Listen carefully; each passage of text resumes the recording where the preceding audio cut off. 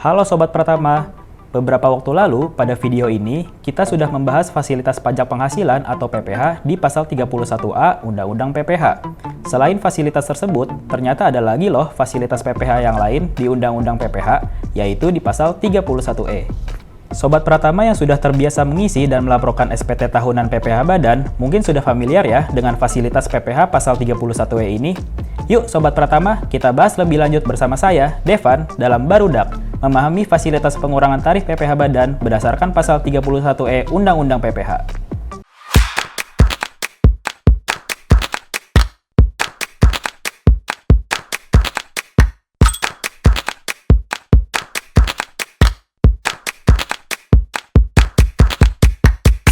Sobat Pratama, fasilitas PPh pasal 31E merupakan fasilitas perpajakan yang diberikan oleh pemerintah untuk wajib pajak badan dalam negeri berupa pengurangan tarif sebesar 50% dari tarif yang seharusnya loh.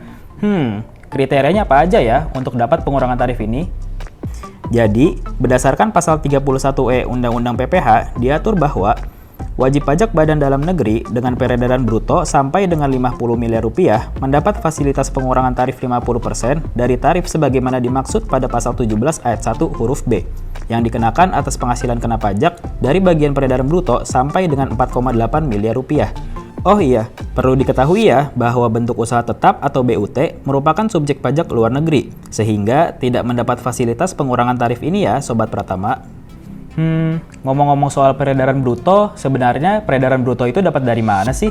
Merujuk pada Surat Edaran Dirjen Pajak nomor 02/PJ/2015, peredaran bruto sebagaimana dimaksud dalam pasal 31E ayat 1 Undang-Undang PPh merupakan semua penghasilan yang diterima dan atau diperoleh dari kegiatan usaha dan dari luar kegiatan usaha, setelah dikurangi dengan retur dan pengurangan penjualan serta potongan tunai dalam tahun pajak yang bersangkutan, sebelum dikurangi biaya untuk mendapatkan, menagih, dan memelihara penghasilan atau biaya 3M, baik yang berasal dari Indonesia maupun dari luar Indonesia, yang meliputi 1. Penghasilan yang dikenai PPh bersifat final, 2. Penghasilan yang dikenai PPh tidak bersifat final, dan 3. Penghasilan yang dikecualikan dari objek pajak. Lalu, bagaimana ya cara menerapkan fasilitas PPh pasal 31E ini? Fasilitas PPh pasal 31E dilaksanakan dengan cara self-assessment pada saat penyampaian SPT tahunan PPh wajib pajak badan, sehingga wajib pajak badan dalam negeri tidak perlu menyampaikan permohonan untuk dapat memperoleh fasilitas tersebut.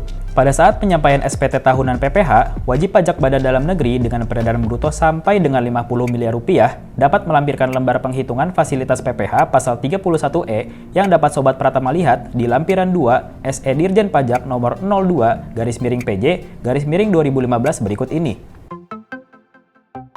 Perlu diketahui nih Sobat Pratama, fasilitas PPh pasal 31E ini bukan merupakan pilihan, sehingga bagi wajib pajak badan dalam negeri yang memiliki akumulasi peredaran bruto sampai dengan 50 miliar rupiah, tarif PPh yang diterapkan wajib mengikuti ketentuan pengurangan tarif 50% berdasarkan pasal 31E ayat 1 Undang-Undang PPh. Terus, gimana cara perhitungan PPh badan dengan fasilitas ini ya? Yuk kita lihat sama-sama di petunjuk pengisian SPT tahunan PPh Badan.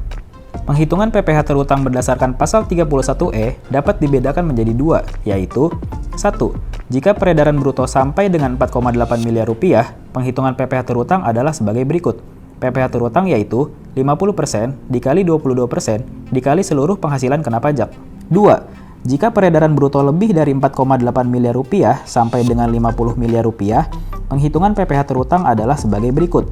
PPh terutang yaitu 50% dikali 22% dikali penghasilan kena pajak dari bagian peredaran bruto yang memperoleh fasilitas, lalu ditambah dengan 22% dikali penghasilan kena pajak dari bagian peredaran bruto yang tidak memperoleh fasilitas. Penghitungan penghasilan kena pajak dari bagian peredaran bruto yang memperoleh fasilitas didapatkan dari 4,8 miliar rupiah dibagi dengan peredaran bruto dikali dengan penghasilan kena pajak. Sedangkan penghitungan penghasilan kena pajak dari bagian peredaran bruto yang tidak memperoleh fasilitas didapatkan dari penghasilan kena pajak dikurangi dengan penghasilan kena pajak dari bagian peredaran bruto yang memperoleh fasilitas. Yuk kita coba perhitungannya dengan dua contoh ya Sobat Pratama. Contoh 1. Peredaran bruto PT ABC dalam tahun pajak 2023 adalah sebesar 4,5 miliar rupiah dengan penghasilan kena pajak sebesar 500 juta rupiah. Penghitungan pajak yang terutang adalah sebagai berikut. Seluruh penghasilan kena pajak yang diperoleh dari peredaran bruto tersebut dikenai tarif sebesar 50% dari tarif PPh badan yang berlaku, karena jumlah peredaran bruto PTY tidak melebihi 4,8 miliar rupiah. PPh yang terutang adalah sebagai berikut. 50% dikali 22% dikali 500 juta rupiah. Hasilnya yaitu 55 juta rupiah. Contoh 2. Peredaran bruto PT XYZ dalam tahun pajak 2023 adalah sebesar 30 miliar rupiah dengan penghasilan kena pajak sebesar 3 miliar rupiah. Penghitungan PPh yang terutang adalah sebagai berikut.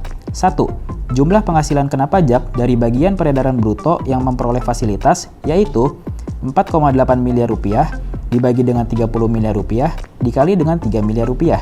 Hasilnya yaitu 480 juta rupiah. 2. Jumlah penghasilan kena pajak dari bagian peredaran bruto yang tidak memperoleh fasilitas adalah sebagai berikut. 3 miliar rupiah dikurangi dengan 480 juta, yaitu 2 miliar 520 juta rupiah. Kemudian, PPh yang terutang adalah sebagai berikut. 50% dikali dengan 22% dikali dengan 480 juta rupiah. Hasilnya yaitu 52 juta 800 ribu rupiah. Kemudian 22% dikali dengan 2 miliar 520 juta rupiah. Hasilnya yaitu 554 juta 400 ribu rupiah. Setelahnya, kita jumlahkan keduanya untuk mendapatkan PPh yang terutang, yaitu sebesar 607 juta 200 ribu rupiah. Nah, berikut penjelasan rinci terkait fasilitas PPh pasal 31E. Tentunya dengan memanfaatkan fasilitas PPh pasal 31E, Sobat Pratama dapat melakukan efisiensi dari sisi pajak nih. Menarik banget ya Sobat Pratama pemaparan mengenai fasilitas PPh pasal 31E ini. Semoga dapat dipahami dengan mudah ya. Yuk Sobat Pratama, belajar lebih baik dan lebih baik belajar. Jangan lupa juga ya untuk follow Instagram Pratama Indomitra dan aktifkan loncengnya untuk notifikasi konten terbaru dari kami. Serta subscribe channel YouTube Pratama Indomitra juga ya. Sampai jumpa di video selanjutnya.